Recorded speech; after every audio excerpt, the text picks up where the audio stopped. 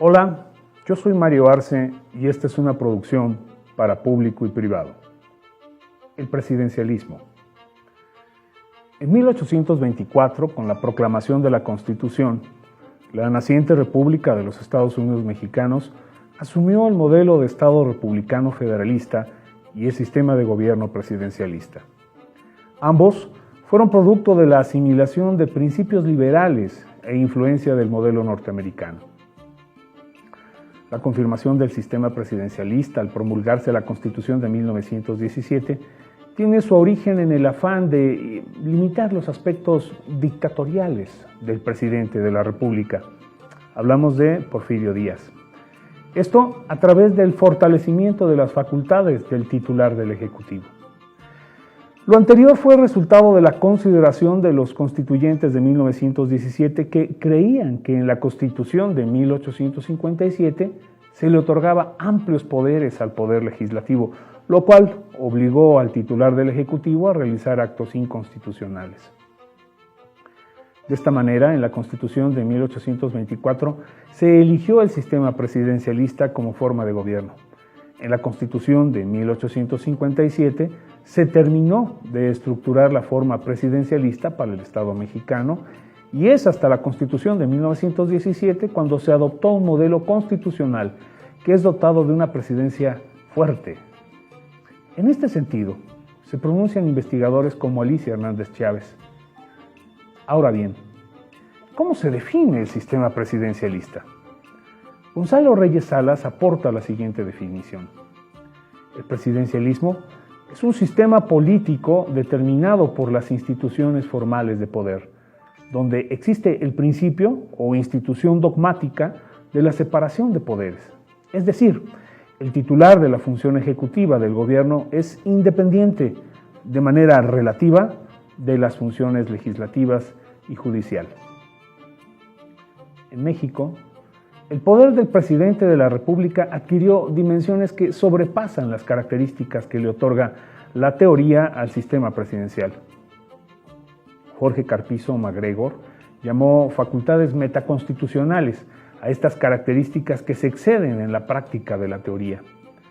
Las citadas facultades metaconstitucionales son, entre otras, la jefatura real del partido hegemónico, la designación de su sucesor, la designación de los gobernadores y remoción de los mismos. Las apreciaciones de Carpizo determinan una total influencia del titular del Ejecutivo en el derrotero político del entorno federal y estatal. Consecuencia de esta apreciación, la presidencia de la República se convirtió en piedra de toque del sistema político mexicano. Jorge Javier Romero esboza las llamadas facultades metaconstitucionales al argumentar, y lo cito: la presidencia está dotada tanto de facultades reales como de contenidos simbólicos, que la colocan en la cúspide de la compleja pirámide de lealtades e intereses que constituyen el régimen mexicano. Con estas palabras, ubica el poder presidencial por encima de todo y todos, y lo redimensiona, confiriéndole atributos simbólicos que facultan al presidente con poderes extraordinarios. Estas facultades metaconstitucionales, a juicio de Mario Amparo Casars, son ser vértice de la transmisión del poder, árbitro de las disputas políticas, diseñador de las políticas públicas, iniciador de leyes, dispensador de bienes, motor de la economía, juez supremo, elector, etc. María Amparo Casars detalla muchas de las condiciones que fueron comunes durante el siglo XX. El empoderamiento del titular del Ejecutivo se enmarca dentro de funciones legislativas y judiciales y más allá de la soberanía popular se convierte en vértice de la transmisión del poder, es decir, designa a su sucesor. Para Jeffrey Weldon, las características que identifican la presidencia mexicana son, y lo cito, el presidente mexicano domina a los poderes legislativos y judicial del gobierno nacional. Dirige un sistema federal altamente centralizado, en el que los estados y los municipios parecen, en última instancia, estar sujetos a los dictados del centro. Como es evidente, de acuerdo a Weldon, el presidente de la República se instituyó en el árbitro supremo del acontecer político nacional. En este marco operativo, las decisiones presidenciales son poco menos que proclamas que no admiten ningún tipo de cuestionamiento. En este sentido, los poderes legislativo y judicial se convierten en instrumentos ejecutores de proyectos sexenales.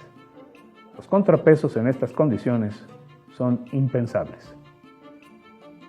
Más aún, a la definición de Weldon y a lo señalado por Casar, quiero agregar una práctica que se generalizó en las últimas décadas del siglo pasado. Me refiero a la búsqueda de la legitimación del régimen en turno por medio del encarcelamiento de elementos de la anterior administración que o acumularon negativos en su desempeño público que resultaron difíciles de ignorar o ofendieron de alguna forma al personaje que tiempo después se convirtió en titular del Ejecutivo. En ese sentido, podemos señalar los casos de Jorge Díaz Serrano, Arturo Durazo Moreno, Joaquín Hernández Galicia, Raúl Salinas de Gortari, Elba Ester Gordillo y en recientes fechas, Rosario Robles y Emilio Lozoya. Todo lo antes señalado, todo, identifica el modelo de presidencia que fue característico del siglo XX en México. Todo lo citado anteriormente son investigaciones de destacados científicos sociales que han señalado características propias de un modelo que creímos haber marginado, o por lo menos en ese esfuerzo estamos. A partir del año 2000, se iniciaron procesos enfocados a fortalecer instituciones independientes que descentralicen el poder presidencial y generen un mejor equilibrio en el desarrollo de la dinámica política. Es decir, la mejor manera en que podemos enfrentar un tipo de poder presidencial exacerbado, como lo señaló Carpizo MacGregor, es a través del fortalecimiento de las instituciones. Así, el poder personal y los caprichos que este tipo de prácticas implican, como comprar estadios de béisbol, dejando sin recursos médicos a niños y personas enfermas de cáncer, solo puede ser limitado a través de un entramado institucional fuerte. En este sentido, el trabajo del Poder Legislativo, del Poder Judicial y del Instituto Nacional Electoral, entre otras instituciones de alto calado, cobran particular importancia. Así, la democracia no es un estado absoluto que se alcanza y del que no hay regresión. Muy al contrario, la democracia es un proceso permanente que tiene avances y retrocesos. Los invito a reflexionar. Muchas prácticas que identificaron a la forma de ejercer el poder presidencial en México, que creímos estar en proceso de marginarlas, todo indica que han regresado. Eso no lo debemos permitir. En la medida que nos informemos e intervengamos en el acontecer político de nuestro entorno, podemos exigir mejores gobernantes y mejores resultados. Yo soy Mario Arce y esto es Público y Privado. Gracias.